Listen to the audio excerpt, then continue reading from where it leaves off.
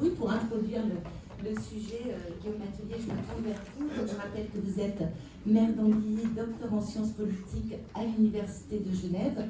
Vous êtes également membre du groupe de travail de l'Union nationale indécis sur le sujet.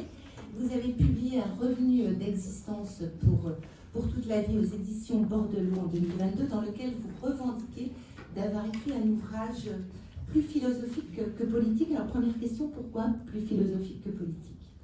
Alors déjà, bonjour à toutes et à tous. Merci à Madame la députée, chère amie Sandrine, de ton invitation. Alors, moi je dis souvent, j'aime bien avoir la tête dans les nuages et les mains dans le cambouis. C'est pour ça que je suis et en même temps philosophe politique et en même temps maire d'une commune depuis 17 ans, où la solidarité est véritablement au cœur de notre action.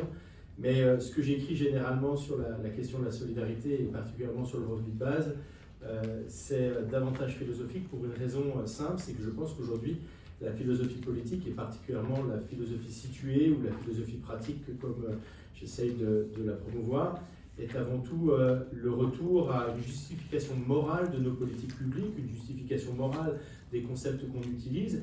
Et quand on monte à un niveau de justification morale, pour reprendre un peu ce qui a été dit avant par Fabrice Langlade, on lutte d'une certaine manière contre l'illisibilité des politiques publiques. C'est-à-dire qu'à partir du moment où on essaye de monter d'un cran un peu dans l'aérien et la tête dans les nuages, et qu'on essaye de reconceptualiser les choses, on peut se mettre d'accord d'une certaine manière sur cette justification morale et ensuite décliner tout un tas de procédures, de processus ou de politiques publiques, à mon sens, beaucoup plus efficaces. Et nous sommes dans le momentum dont vous parliez tout à l'heure, où il me semble qu'avec un tel éparpillement en fait, des politiques publiques, un tel éparpillement, on ne peut que, et on ne doit que se poser la question philosophique aujourd'hui de quel est le sens à tout cela et comment on peut lutter contre la pauvreté, notamment la précarité. Et merci beaucoup. Et si j'en reviens vraiment à la thématique de cette table ronde, comment est-ce que vous appréhendez le concept d'universalité dans la lutte contre la pauvreté? Alors mon point de départ philosophique, par ailleurs, est un point de départ assez simple qui nous unit toutes et tous, en tout cas qui devrait, à part si quelqu'un dans la salle dit que ça n'est pas le cas, c'est notre naissance. Nous n'avons pas choisi notre naissance, c'est la première de toutes les circonstances, la mère de toutes les circonstances.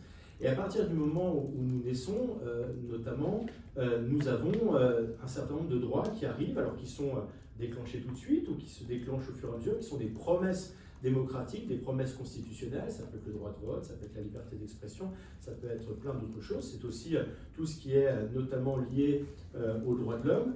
Et à mon sens, il y a une part qui est peu pensée, qui est un peu en dehors du viseur, qui est notamment la question de pouvoir donner un droit universel à des ressources financières. Et à partir de ce moment-là, comment on réduit cette circonstance-là? C'est, à mon sens, par l'universalité. Un des philosophes sur lequel j'ai beaucoup travaillé, Ronald Dworkin, philosophe américain, philosophe constitutionnaliste, parle finalement de l'égalité comme étant la vertu souveraine, c'est-à-dire la vertu de toutes les vertus. Et c'est d'ailleurs un libéral, alors libéral au sens américain, plutôt dans le spectre à gauche, mais l'idée, c'est de dire que même la liberté elle-même ne peut pas être pensée sans l'égalité. D'ailleurs, le point de départ, c'est qu'on donne la liberté à égalité. C'est bien ça. Donc il faut réintégrer l'égalité dans notre horizon démocratique, dans notre promesse démocratique, dans nos justifications morales. Et à partir de cela, Ronald Dworkin parle aussi d'égale attention. Quelle est l'égale attention que l'on peut donner aux citoyens sur les politiques publiques en général et sur leur place dans la société. Et donc là, on parle d'universalité.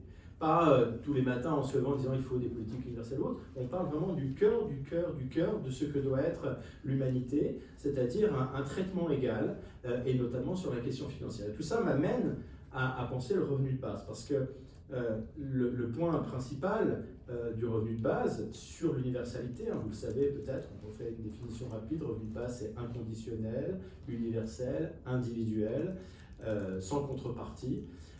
C'est avant tout de réduire les questions de pauvreté si on parle de cela en termes de politique publique, mais c'est aussi avant tout, à mon sens, une question de reconnaissance de cette individualité, une égale attention qui pourrait être donnée à l'État, par l'État sur la naissance de ces enfants. Donc je crois que c'est vraiment un concept central sur lequel il faut pouvoir réfléchir.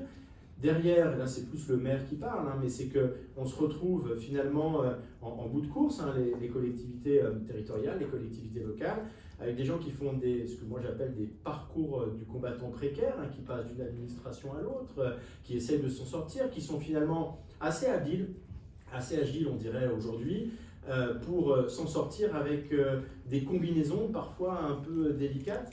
Mais on se retrouve nous aussi en tant que collectivité locale, des fois, à devoir donner de l'argent pour des ruptures de droit. Vous parliez tout à l'heure de ruptures de droit, notamment le bon alimentaire, le bon financier, qu'on ne tombe pas dans le non-recours parce que certains ils essaient de combiner différemment, avec tout ce que ça a en matière de reconnaissance, d'estime de soi aussi quand on vient dans sa collectivité. Et des fois, quand les droits après se reconstituer, la collectivité locale a donné 1 euro, sur cette base-là, et puis les droits sont rétroactifs, donc il reprend le cours de ce qu'il a loupé, parce que des fois il manquait le formulaire qu'il ne fallait pas. Donc c'est aussi une dépense d'argent public qui n'est pas correcte, c'est tout un parcours du combattant qui devient compliqué. Et puis le revenu de base permet, grâce à l'universalité, de lutter contre l'industrie de contrôle, c'est-à-dire de toujours devoir demander des justificatifs et autres. Moi, j'ai connu des situations qui étaient parfois très humiliantes pour certains administrés, et des fois dans des situations où il y a des changements, notamment dans les droits. Je pense qu'à ce cas personnel, c'est le cas de ma maman, qui est passée de l'AAH à la retraite, où on lui a presque demandé de rejustifier si elle a vraiment été handicapée. Elle est née comme ça. Donc vous voyez, il y a des questions. Elle sait se défendre, donc il n'y a pas de souci, elle peut parfaitement s'en sortir. Mais d'autres se retrouvent finalement à avoir des estimes de soi qui baissent et qui sont parfois dégradantes et qui les encouragent même à ne pas aller chercher d'autres droits. Ce qui est un problème démocratique, un problème de promesse démocratique, puisque notre société ne devrait pas être constituée de cette manière. Merci beaucoup Guillaume Mathilé. Je pense qu'on aura beaucoup d'autres questions à vous poser dans le cadre du débat. Martine Long.